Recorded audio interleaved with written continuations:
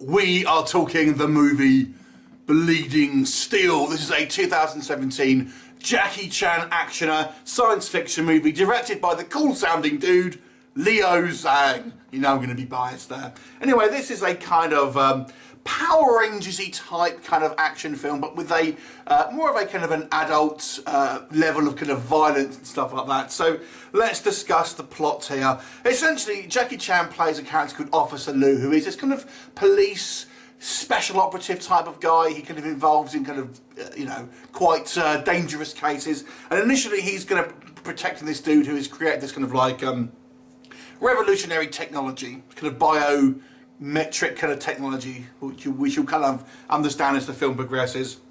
And there's a kind of group of bad guys led by this dude who looks like one of the kind of the Darth whatever characters from the expanded universe, Star Wars expanded universe. And ultimately, much violence happens, and then there's death all over the place. Cut to a few years later, Jackie Chan is protecting in the shadows this young Chinese girl who may have some connection to both himself and this kind of group of bad guys, and they obviously kind of want to take the kind of this girl for their own nefarious means, and it's up to Jackie Chan and maybe with a couple of allies to try and stop them and ultimately defeat them. So let's talk Bleeding Steel. There is definitely quite a high level of production value here. This film is very kind of explosive. It is a very kind of kinetic in its kind of camera movements. There's loads of explosions and everything like that. But does it work? It's sort of. I mean, the issue with this film is that it has a kind of Power Rangers feel to it. I mean, the kind of the bad guys, for example, all dress in kind of like PVC armor and have like dodgy kind of like the main bad guy played by Callum Mulvey has this kind of like weird kind of like white makeup. His lead henchwoman dresses like a kind of dominatrix and stuff like that. So it's super kind of cheesy. But the kind of the violence levels maybe go beyond what you would see in, say, the Power Rangers, even the kind of the Power Rangers movie. So it's kind of an odd, who is this aimed at, if that makes sense, because the aesthetic is that of a kind of maybe a tween audience, but the kind of the level of violence, there's a couple of F-bombs and stuff in here, makes it kind of aimed at a slightly older audience. So I wonder what the kind of the demographic is for this film. But let's get into a little bit more detail. What does kind of work? Well, Jackie Chan is fantastic as ever. Obviously, the guy's getting on a bit now, so I think they obviously have used stunt doubles and kind of some of the kind of the action sequences where it's obviously a bit more of a wide shot. Obviously, it's always kind of like behind Jackie Chan's character. So I think it's at this point, it's going to, in fair play, I can't fault the guy. He's obviously getting a little older now. But obviously there's quite a lot of kind of frantic action and fight scenes, which obviously he's done some of the stuff, but I think it obviously is a stunt man as well. The bad guys do look kind of cool, at least the soldiers do, and the actual, when we do see these kind of huge kind of fight scenes, there is definitely a kind of lot of production value, the kind of the pyrotechnics, the kind of the set design. There's obviously a lot of effort. There's loads of kind of extras. There's some pretty huge battle sequences here, and they do have a lot of sequences on very different locales. There's one on top of the Sydney Opera House, for example, which is quite cool. But it kind of looks sort of cheesy at the same sort of time. And I've got to say, I thought the editing was quite poor here. The actual camera whizzes around, and there's lots of kind of very kind of quick cuts, so it's kind of hard to see what's going on a lot of the time. And I've got to say the pace of this film is slightly odd. It just kind of just rushes forward. The beginning of this movie, I think, is quite weak because it just kind of throws you in. And you don't really feel like you know what you're looking at or who these people are.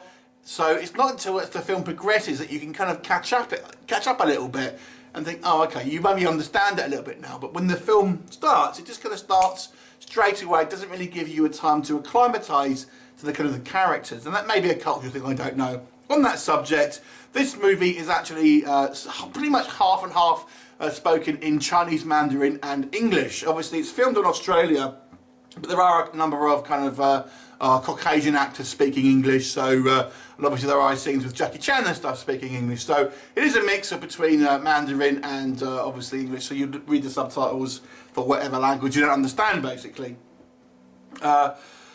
The plot itself is actually fairly intricate for a kind of a science fiction kind of like somewhat of a B movie, if we're honest.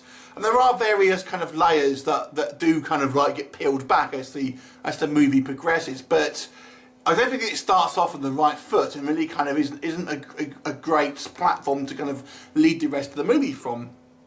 And there are a few kind of like character reveals that are maybe a little bit kind of convenient and stuff like that.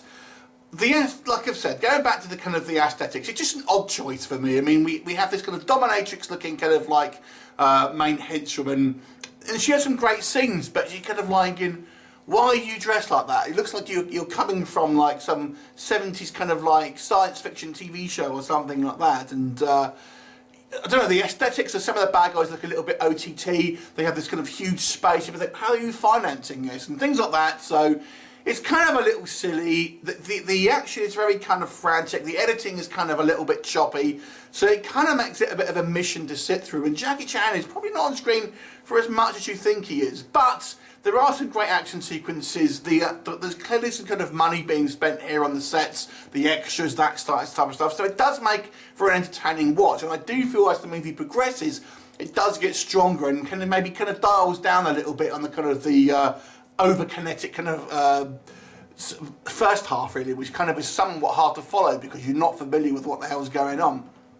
Yeah, so overall, it's kind of an enjoyable film. I definitely feel the second half is a little bit stronger than the first half, even though there's a great action sequence in the pretty much at the beginning of the movie. But I just feel it's kind of what surrounds it is a little confusing ultimately. Chan is great as ever. You know, he's very kind of likable. And there are some kind of comedy moments, but again, it kind of falls into these cliches. We have the comedy cyclic who's keep making these kind of pratfalls like you always tend to see in kind of Asian cinema. Overall, it was okay, but I've got to say, it's an odd. I don't really know who this is marketed for. It's too violent and too kind of graphic in some aspects for tweens, but too kind of silly for adults. So I'll give it a 6 out of 10. Have you seen it? What did you think of it? Leave me a comment, and I'll look forward to seeing you next time. Bye for now.